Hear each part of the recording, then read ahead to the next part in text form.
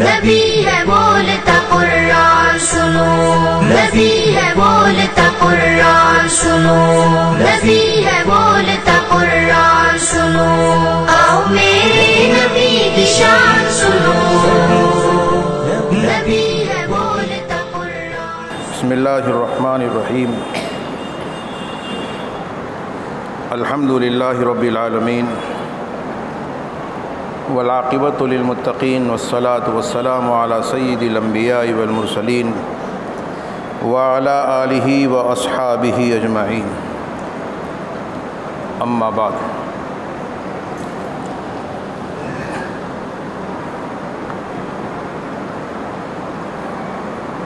محترم دوستو، بزرگوں، اللہ جل جلالہ عم نوالہ اپنا کلام اور پیغام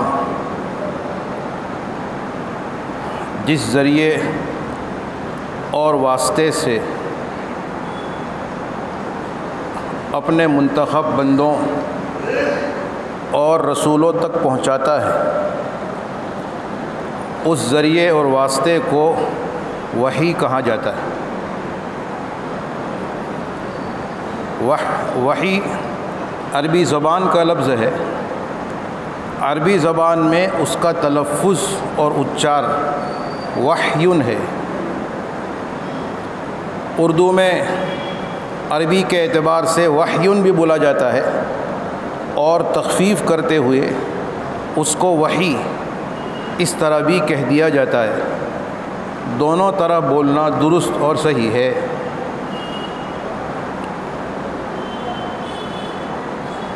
وحی یہ اللہ جل شانہ اور اس کے منتخب بندوں کے درمیان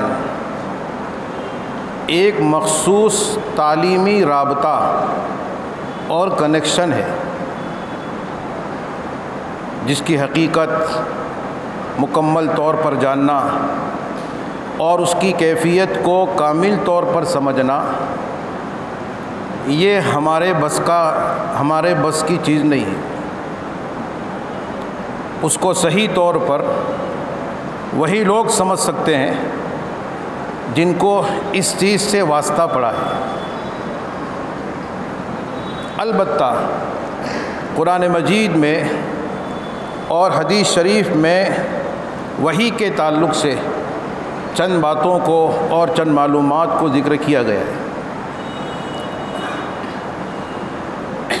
قرآن مجید میں اللہ تعالیٰ نے یہ بات بیان فرمائی ہے، ما کان لبشر ان یکلمہ اللہ الا وحیا او من وراء حجاب او یرسل رسولا فیوحی باذنہ ما یشاء انہ علی حکیم، جس کا ترجمہ یہ ہے کہ کسی بشر کے لیے، کسی انسان کے لیے یہ بات ممکن نہیں کہ اللہ تعالیٰ اس سے روبرو بات کرے، مگر دل میں بات ڈال کر یا پردے کے پیچھے سے گفتگو کر کے، یا پھر اللہ کسی فرشتادے اور کسی پیغام رساں کو بھیجے جو فرشتادہ اور پیغام رساں انسان تک اللہ کا پیغام پہنچائے۔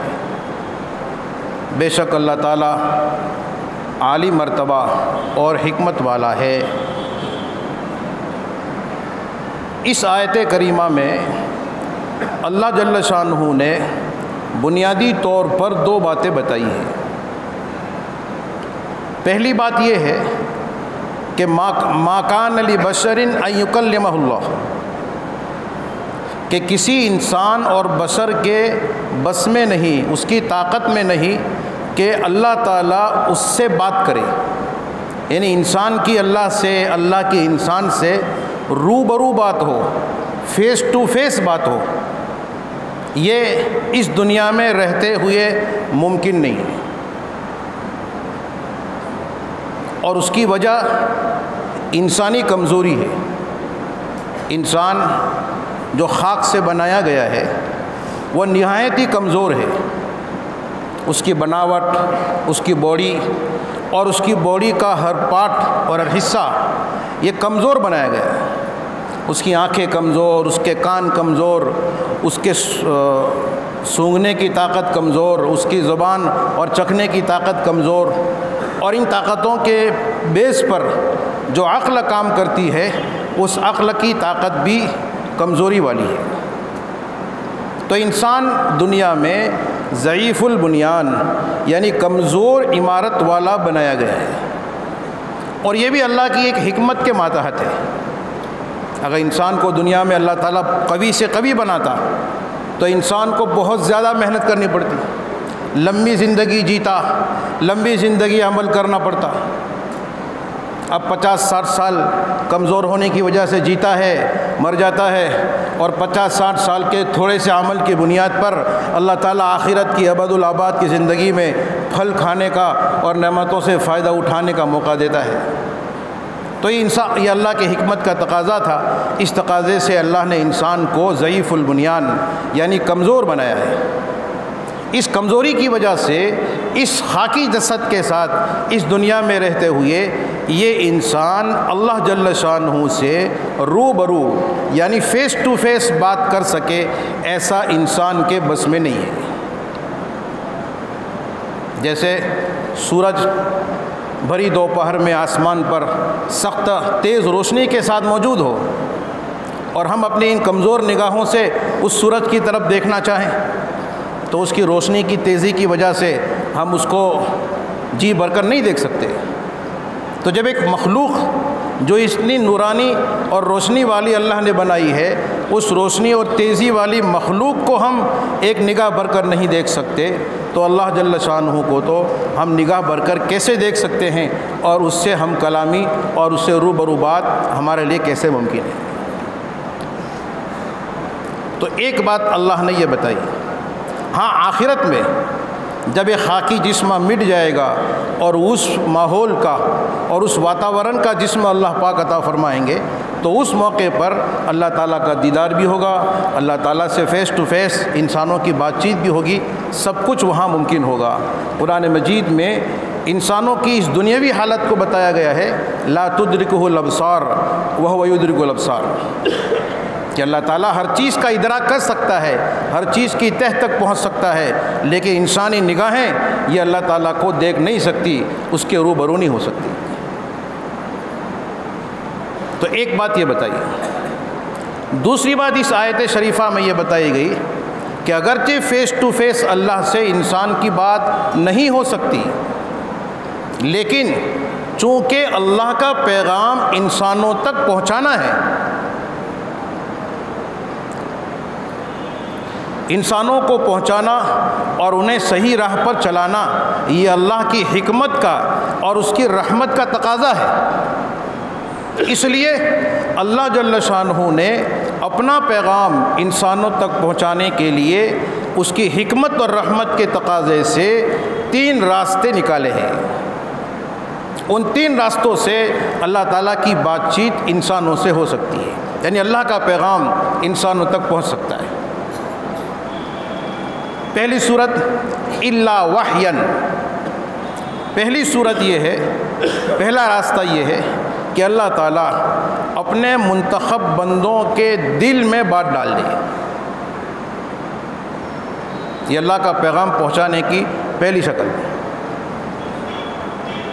وحیٌ کے معنی ہے دل میں بات ڈالنا۔ لغت کے اعتبار سے تو یہ لفظ کئی معنوں میں استعمال کیا جاتا ہے، اشارہ کرنا، یہ اس معنی میں بھی قرآن میں یہ لفظ آیا ہے۔ اسی طرح اللہ تعالیٰ نے مخلوقات کی فطرت میں جو باتیں رکھی ہے اور جس مقصد کے لیے مخلوقات کو پیدا کیا گیا ہے، تو اس بات کو سمجھانے کے لیے، اس بات کی طرف اس کو گائیڈ کرنے کے لیے اللہ نے جو صلاحیت رکھی ہے، اور موقع موقع سے اللہ پاک مخلوق کو بات سجھاتے ہیں، تو اس کے لیے بھی قرآن مجید میں وحیٌ کا لفظ آیا ہے۔ مثال کے طور پر سورہ نحل ہے، نحلہ کے معنی شہد کی مکھی۔ اللہ تعالیٰ نے اپنی قدرت کی کاریگری کو انسانیت کے سامنے واضح کرنے کے لیے قرآن میں اس مضمون کو بیان کیا ہے کہ شہد کی مکھی یہ کس طرح اللہ کی قدرت کا کرشمہ دکھاتی ہے۔ تو اس میں اللہ تعالیٰ نے فرمایا ہے وَأَوْحَىٰ رَبُّكَ إِلَى النَّحْلِ ان اتخذی من الجبال بیوتا ومن الشجر ومما یعرشون۔ اللہ تعالیٰ کہتے ہیں کہ آپ کے پروردگار نے شہد کی مکھی کو یہ بات سجائی۔ یہاں وحی کا لفظ ہے، وہ شہد کی مکھی کو وحی بھیجی، تو وحی بھیجنے کا مطلب نہیں ہے کہ ایسی وحی بھیجی کہ جیسی وحی پیغمبروں کو بھیجا جاتا ہے، ورنہ مکھی بھی پھر علیہ السلام ہو جائے گی۔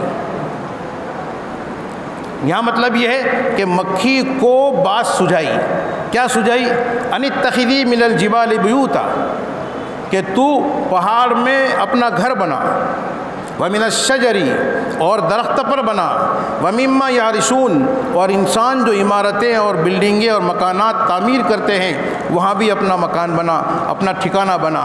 ثم کلی من کل الثمرات، پھر اطراف میں گھوم پھر اور چکر لگا اور پھلوں میں سے کھا، یعنی پھلوں کے رس کو چوس کر لا، اور پھر تو نے جو ٹھیا ٹھکانہ بنایا ہے اس ٹھیا ٹھکانہ پر اس کو جمع کر۔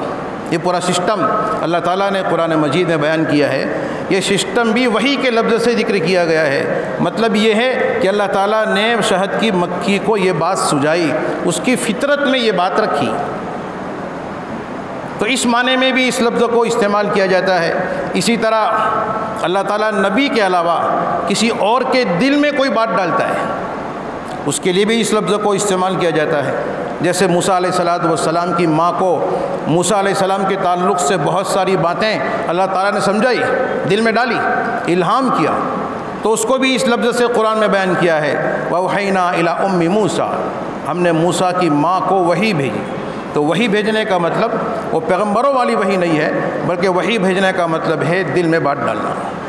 تو بہرحال لغت کے اعتبار سے تو اس لفظ کو بہت سارے معنوں میں استعمال کیا جاتا ہے، لیکن جب پیغمبروں کی بات آتی ہے اور ان کے تعلق سے یہ وحین کا لفظ آتا ہے تو اس کا معنی اور مطلب یہ ہوتا ہے کہ اللہ جل شانہ اپنا پیغام اور اپنا کلام نبی کے دل کو مسخر فرما کر اس نبی کے دل میں اللہ تعالیٰ اپنا پیغام ڈال دیتے ہیں اور اس بات کو بھی واضح کر دیتے ہیں کہ یہ پیغام میری طرف سے ہے۔ گویا اللہ کی بات نبی کے دل میں بیٹھ جاتی ہے، جہاں دل نشین ہو جاتی ہے۔ عام طور پر تو اللہ تعالیٰ ہی نبی کے دل میں بات ڈالتے ہیں، لیکن کبھی کبھی وہی فرشتے کو بھی واسطہ بنا کر نبی کے دل میں بات ڈالی جاتی ہے۔ جیسے حدیث شریف میں ہے، نبی کریم صلی اللہ علیہ وسلم نے فرمایا، ان روح القدس نفث فی روعی ان نفسا لن تموت حتی تستکمل رزقها۔ آپ فرماتے ہیں کہ روح القدس یعنی حضرت جبریل علیہ السلام نے میرے دل میں یہ بات ڈالی کہ کوئی نفس، کوئی جاندار اس وقت تک نہیں مرنے کا جب تک کہ اپنی روزی روٹی اور اپنے دانے پانی کو پورا نہ کر لے۔ تو اس میں حضور نے فرمایا کہ جبریل نے میرے دل میں بات ڈالی، تو یہ بات اللہ نے ڈالی لیکن جبریل کے واسطے سے ڈالی، اس لیے اس کو جبریل کی طرف منسوب کیا گیا۔ تو پیغمبروں پر وحی کی ایک صورت یہ ہوئی کہ اللہ تعالیٰ نبی کے دل میں بات ڈال کر اپنا پیغام نبی تک پہنچاتے ہیں، اور عام طور پر یہ وحی یہ بیداری میں ہوتی ہے، لیکن کبھی کبھی خواب کے ذریعے سے بھی نبی تک اپنا پیغام پہنچایا جاتا ہے۔ جیسے حضرت ابراہیم علیہ السلام کا واقعہ معروف ہے کہ آپ کو اللہ کی طرف سے جو اپنے بیٹے اسماعیل پر گلے پر چھری چلانے کا حکم دیا گیا، تو یہ حکم بیداری میں نہیں تھا بلکہ خواب میں پریکٹیکلی طور پر آپ کو دکھایا گیا، تو آپ سمجھ گئے کہ اللہ کی مرضی اور اس کا منشا یہ ہے۔ ایسے ہی نبی کریم صلی اللہ علیہ وسلم کو بھی بہت ساری وحی خواب میں بھیجی گئی۔ جو صلح حدیبیہ کا واقعہ پیش آیا، اس سے پہلے نبی کریم صلی اللہ علیہ وسلم کو خواب میں دکھایا گیا تھا کہ آپ اور آپ کے صحابہ کی جماعت یہ مکہ مکرمہ میں کعبۃ اللہ کا طواف کر رہی ہے، عمرے کے لیے گئی ہے اور کعبۃ اللہ کا طواف کر رہی ہے۔ نبی کریم صلی اللہ علیہ وسلم نے جب یہ خواب دیکھا، اپنے صحابہ کرام کے سامنے اس کا تذکرہ کیا، تو صحابہ جانتے تھے کہ نبی کا خواب سچا ہوتا ہے، یہ اللہ کا حکم ہے اور ہمیں بھی اس طرح کرنا ہے اور ایسا نصیب ہونا ہے۔ اس لیے وہ عمرہ کرنے کے لیے تیار ہو گئے، سفر کر کے وہاں پہنچے۔ کافروں نے اس سال نہ جانے دیا، حدیبیہ کی صلح کا واقعہ پیش آیا اور آئندہ سال پھر یہ عمرہ کرنا نصیب ہوا۔ تو یہ عمرہ کرنا بھی آپ کو خواب میں دکھایا گیا۔ اس کے علاوہ اور بھی احادیث کے سلسلے میں یہ بات آتی ہے، جیسے آپ پر بعض منافقین نے جادو کیا تھا، تو اس جادو کی اطلاع اور اس کو دفع کرنے کا جو طریقہ ہے، وہ طریقہ بھی نبی کریم صلی اللہ علیہ وسلم کو خواب میں دکھایا گیا۔ تو اکثر تو بیداری کی حالت میں دل میں بات ڈال کر نبی کریم صلی اللہ علیہ وسلم پر وحی بھیجی گئی، لیکن بسا اوقات خواب میں بھی یہ عمل قائم رہا۔ اور یہ جو طریقہ ہے جس کو علماء نے وحی قلبی کہا ہے، دل میں بات ڈال کر اپنا پیغام پہنچانا، اس طریقے وحی سے زیادہ تر وحی غیر مطلوع کا نزول ہوا، یعنی اس وحی کا نزول ہوا کہ جس کے الفاظ اللہ کی طرف سے نہیں آئے، بلکہ معنی اور مطلب اللہ نے سمجھا دیے اور اس معنی اور مطلب اور مضمون کو نبی کریم صلی اللہ علیہ وسلم نے اپنے الفاظ میں ادا کیا، جس کو ہم حدیث شریف کہتے ہیں۔ تو حدیث شریف کی زیادہ تر وحی نبی کریم صلی اللہ علیہ وسلم پر وحی قلبی کے راستے سے نازل ہوئی۔ یہ وحی کا پہلا طریقہ ہے۔ تو قرآن نے فرمایا الا وحیًا، کہ اللہ کے بندوں سے بات چیت نہیں ہو سکتی مگر تین طریقوں سے۔ اس میں سے پہلا طریقہ ہے وحیًا، وحی قلبی کے طور پر، یعنی دل میں بات ڈال کر۔ دوسرا طریقہ بتایا او من وراء حجاب، یعنی پردے کے پیچھے سے بات چیت کر کے۔ یہ دوسرا طریقہ ہے جس کو علماء کی اصطلاح میں وحی کلام الہی، یعنی وہ وحی کہ جس میں اللہ تعالیٰ اپنے مخصوص بندے سے بات چیت اور گفتگو کر کے اپنا پیغام پہنچائے۔ لیکن یہ گفتگو اور بات چیت روبرو نہیں ہوگی، فیس ٹو فیس نہیں ہوگی، بیچ میں اللہ کا نورانی حجاب اور نورانی پردہ ہوگا۔ جیسے حضرت موسیٰ علیہ السلام سے اللہ تعالیٰ ہم کلام ہوئے، اللہ تعالیٰ کی گفتگو ہوئی، کوہ طور پر پہنچے اور اللہ کا پیغام آیا، تو اللہ تعالیٰ کی بات چیت موسیٰ علیہ السلام سے ہوئی، بہت لمبی بات، عصا کی، یہ وہ بیانوں میں ہم سنتے ہیں۔ تو یہ جو کچھ بات چیت ہوئی ہے اللہ تعالیٰ کی، وہ حضرت موسیٰ علیہ السلام سے ہوئی، اور اسی بات چیت کی بنیاد پر موسیٰ علیہ السلام کو کلیم اللہ کہا گیا۔ کلم اللہ موسیٰ تکلیما، اللہ تعالیٰ نے قرآن میں فرمایا کہ اللہ نے موسیٰ سے خوب بات کی، تو بات چیت ہوئی۔ لیکن یہ بات چیت حجاب سے ہوئی، یعنی اللہ کا نور حائل تھا۔ اسی لیے موسیٰ علیہ السلام نے جب اللہ کو فیس ٹو فیس دیکھنا چاہا، اللہ اور بندے کا اپنا تعلق ہوتا ہے، محبت ہوتی ہے، اس محبت کی وجہ سے موسیٰ علیہ السلام نے اللہ کے سامنے تقاضا رکھا کہ ربی ارینی انظر الیک، کہ پروردگار ذرا کھل کر سامنے آ جاؤ، میں آپ کو دیکھنا چاہتا ہوں۔ موسیٰ علیہ السلام نے قرآن میں ربی ارینی انظر الیک، ذرا سامنے آؤ میں دیکھنا چاہتا ہوں۔ تو اللہ نے فرما دیا کہ لن ترانی، ہرگز نہیں، یعنی تم دیکھ ہی نہیں سکتے، اس خاکی جسد کے ساتھ میرا تمہارا سامنا ہو ہی نہیں سکتا۔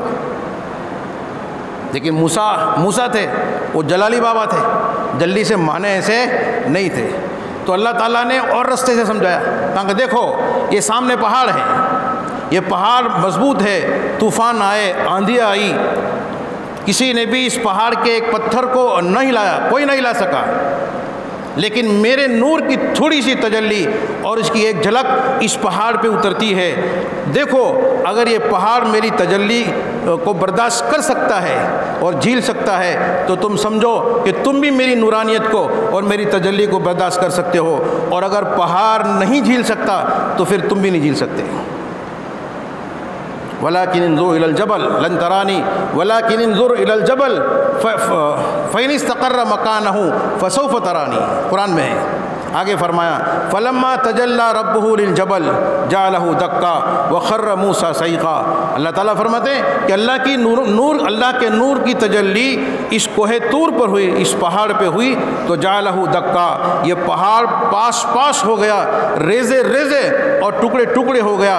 और पहाड़ तो हुआ लेकिन ऐसा रेज़े रेज़े हुआ कि उसको देख के मूसा भाई भी गिर गए, बेहोश हो गए। वो समझ गए कि जब पहाड़ पे तजल्ली हुई है और मैं होश में ना रह सका, तो अगर मुझ पे तजल्ली होगी तो मैं कहाँ जाऊँगा। तो मूसा अलैहिस्सलाम को प्रैक्टिकली अल्लाह ताला ने बता दिया कि इस खाकी जसद के साथ अल्लाह से बिल मुशाफा यानी फ़ेस टू फेस बात नहीं हो सकती, बीच में अल्लाह का नूर हाइल होता है। मैंने आपको मिसाल दी कि सूरज अपनी रोशनी के साथ मौजूद होता है, तो उसकी जो तेज़ी है, उस तेज़ी की वजह से हम सूरज के जिस्म को नहीं देख सकते दोपहर को। तो अल्लाह का नूर तो इससे कई गुना आला और बरतर है। उस नूर के हिजाब के होते हुए इंसान खाकी जसद के साथ अल्लाह को देख नहीं सकता। इसलिए बात तो अल्लाह से होती है लेकिन वो फ़ेस टू फेस नहीं होती। मूसा अलैहिस्सलाम से इस तरह हुई। नबी करीम सल्लल्लाहु अलैहि वसल्लम की भी हक़ ताला शानहू से हम कलामी हुई, बातचीत हुई मेराज के मौके पर। हज़रत जिब्रील अलैहिस्सलाम हुज़ूर अकरम सल्लल्लाहु अलैहि वसल्लम को मेराज में ले गए, बहुत दूर पहुँचे, आसमान के सातों आसमान के ऊपर पहुँचे, सिदरतुल मुंतहा के करीब पहुँचे। सिदरतुल मुंतहा, सिदरा यानी बेरी, बोर का दरख्त, और मुंतहा यानी बॉर्डर, आखिरी हद। तो ये जो आसमान से, सातवें आसमान से लेकर यहाँ तक की जो दुनिया है, ज़मीन तक की ये दुनिया, और फिर उस पर के आलम, ऊपर का आलम, आलम बाला, तो उन दोनों के बॉर्डर पर अल्लाह ताला ने एक बड़ा दरख्त लगाया है जिसको सिदरतुल मुंतहा यानी बॉर्डर का बेरी का दरख्त, बोर का दरख्त। हदीस शरीफ में उसके बारे में बहुत सारी तफसीलात मौजूद है। मसलन आपने फरमाया कि वो बेरी का दरख्त ऐसा है कि जिसके पत्ते ये हाथी के कान की तरह बड़े बड़े हैं और जिस पर मटकों की तरह बड़े बड़े बोर लगे हुए हैं, सोने के पतंगे और मुख्तलिफ़ रंग के परवाने उस पर गिरते रहते हैं, चारों तरफ से फरिश्ते उस बेर के दरख्तों को घेरे हुए हैं। तो वो जो सिदरतुल मुंतहा वाला दरख्त है, वहाँ तक हज़रत जिब्रील अलैहिस्सलातु वस्सलाम आपको लेकर पहुँचे और फिर उसके बाद आपका साथ छोड़ दिया और कह दिया कि जनाब हमारी सरहद आ गई, हम इससे आगे नहीं जा सकते, आगे का सफ़र आप ही को तय करना है। और ये कहते हुए हज़रत जिब्रील अलैहिस्सलातु वस्सलाम अपनी असली शक्ल में आ गए और फिर वापस हो गए। तो उससे आगे नबी करीम सल्लल्लाहु अलैहि वसल्लम का सफ़र हुआ। तो उस सफ़र में नबी करीम सल्लल्लाहु अलैहि वसल्लम ने अल्लाह जल्ल शानहू से गुफ्तगू की, बातचीत की, लेकिन ये गुफ्तगू भी मिन वराए हिजाब, फ़ेस टू फेस नहीं थी, बीच में अल्लाह की तजल्ली और अल्लाह के नूर का हिजाब था। उस मौके पर अल्लाह ताला ने नबी करीम सल्लल्लाहु अलैहि वसल्लम को बहुत सारे तोहफ़े और बहुत सारी सौगात अता फरमाई, जिन तोहफ़ों में एक तोहफ़ा है सूरह बकरा की आखिरी दो आयतें, आमन रसूल से लेकर आखिर तक की जो दो आयतें हैं, वो दो आयतें सफ़र मेराज में उस जगह पर सिदरतुल मुंतहा से आगे अल्लाह ताला की तरफ से नबी करीम सल्लल्लाहु अलैहि वसल्लम को सुनाई और दी गई। तो इस तरह अल्लाह ताला ने अपना पैगाम ये नबी करीम सल्लल्लाहु अलैहि वसल्लम को गुफ्तगू के ज़रिए दिया, हम कलाम होकर डायरेक्ट दिया, लेकिन बीच में नूर का हिजाब था। हदीस शरीफ में है, हज़रत मुस्लिम शरीफ की हदीस है, हज़रत अबू ज़र ग़िफ़ारी रज़ियल्लाहु ताला अन्हु ने नबी करीम सल्लल्लाहु अलैहि वसल्लम को पूछा कि हज़रत क्या मेराज में आपने अल्लाह ताला को देखा है? तो हुज़ूर ने फरमाया नूरुन अन्ना अराहू, कि अल्लाह की ज़ात तो सरापा नूर है, मैं कैसे उन्हें देख सकता हूँ। तो इतनी बड़ी जलालत शान के बावजूद भी खाकी जसद के साथ थे, तो अल्लाह ताला का दीदार उस वक्त भी नसीब न हुआ, वो मौका नहीं था। बहरहाल इस पर्दे के पीछे से अल्लाह ताला से गुफ्तगू हुई, तो ये बंदे तक अपना पैगाम पहुँचाने का ये दूसरा रास्ता है, वही कलाम इलाही, कि अल्लाह ताला गुफ्तगू करके अपने बंदे तक बात पहुँचाए। लेकिन ये गुफ्तगू बिल मुशाफा और रूबरू नहीं होगी, बल्कि ये गुफ्तगू ये मिन वराए हिजाब, बीच में नूरानी हिजाब की आड़ होगी और इस तरह से गुफ्तगू होगी। تیسرا طریقہ او یرسل رسولا فیوحی بإذنہ ما یشاء، تیسرا طریقہ اپنا پیغام پہنچانے کا یہ ہے کہ اللہ تعالیٰ اپنے کسی فرستادے کو، اپنے کسی سفیر اور قاصد کو اپنے نبی کے پاس بھیجے، فیوحی بإذنہ ما یشاء، اور اللہ کو جو پیغام پہنچانا ہے وہ پیغام اللہ تعالیٰ اس فرشتے کے واسطے سے اپنے نبی تک پہنچائے۔ یہ وحی کا تیسرا طریقہ ہے، جس کو علماء کی اصطلاح میں وحی ملکی کہا جاتا ہے، یعنی فرشتے کے واسطے سے آنے والی وحی۔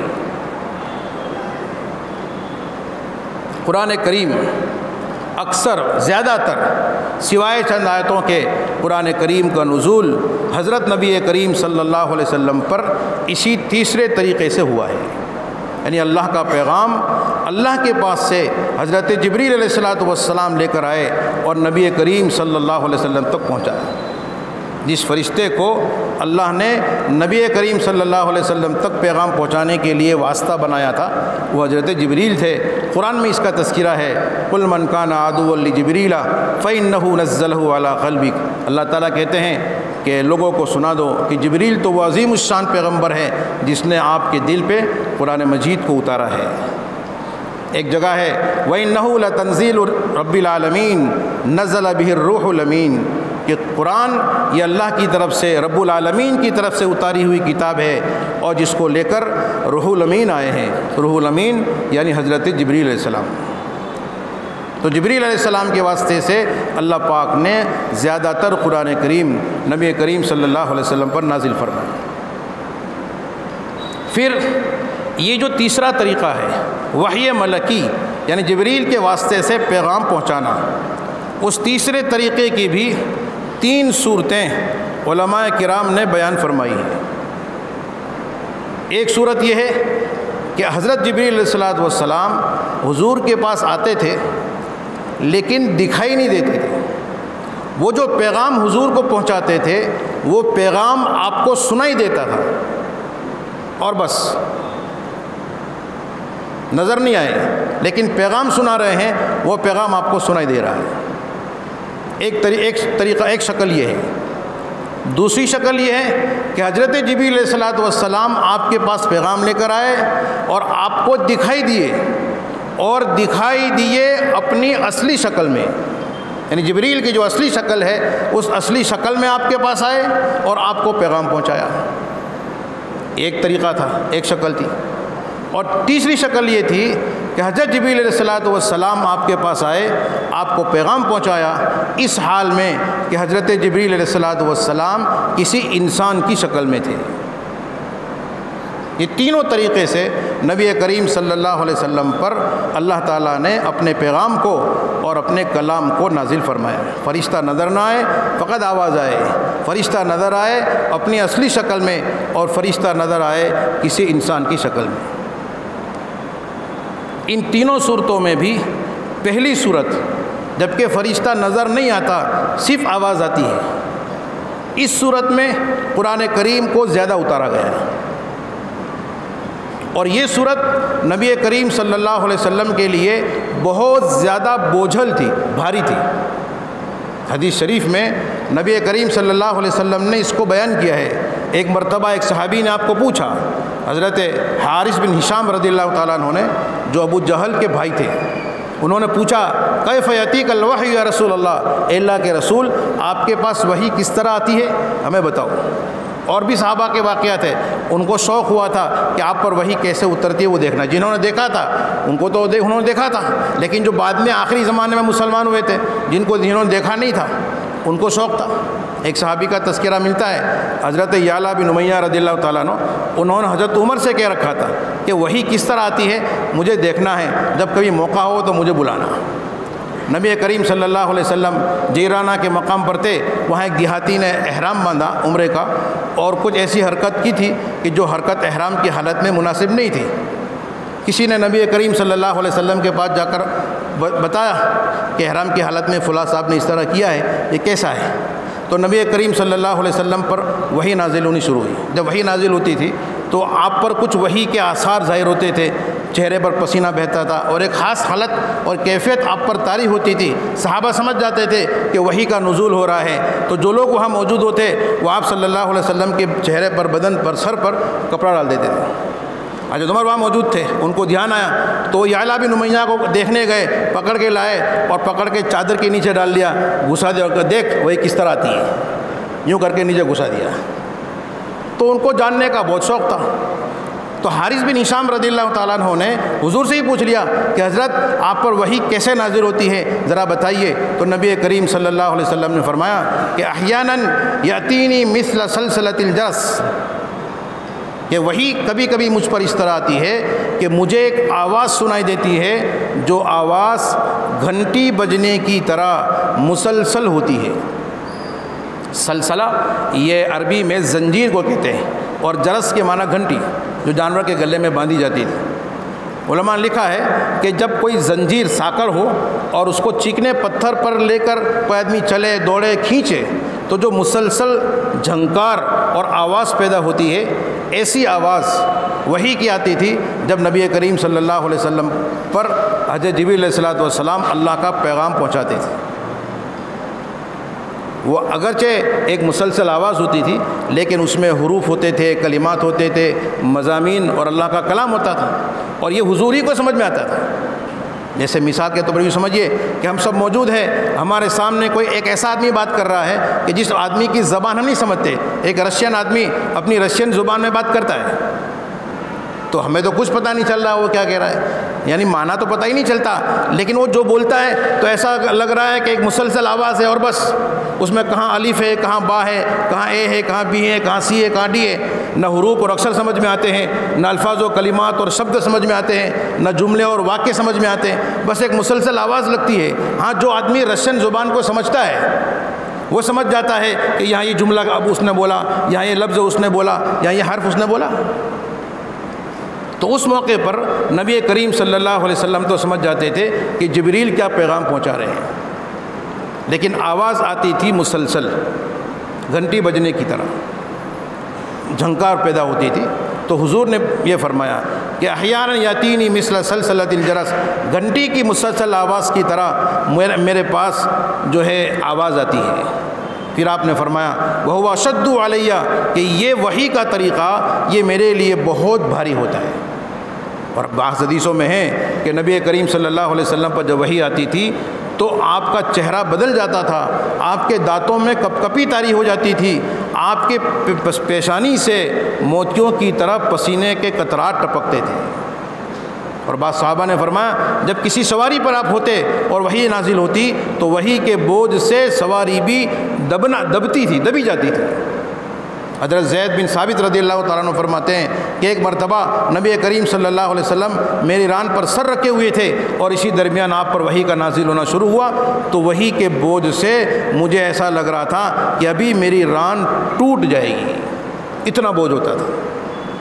اور اس کی ایک وجہ تھی، وجہ یہ تھی کہ جب فرشتہ اس طریقے سے پیغام پہنچاتا تھا تو اس وقت نبی کریم صلی اللہ علیہ وسلم کو بشری ساخت اور انسانی بناوٹ سے اوپر اٹھ کر فرشتوں کی صفت کے ساتھ متصف ہونا پڑتا تھا، فرشتوں کی حدود میں داخل ہونا پڑتا تھا، تو یہ بھاری تھا۔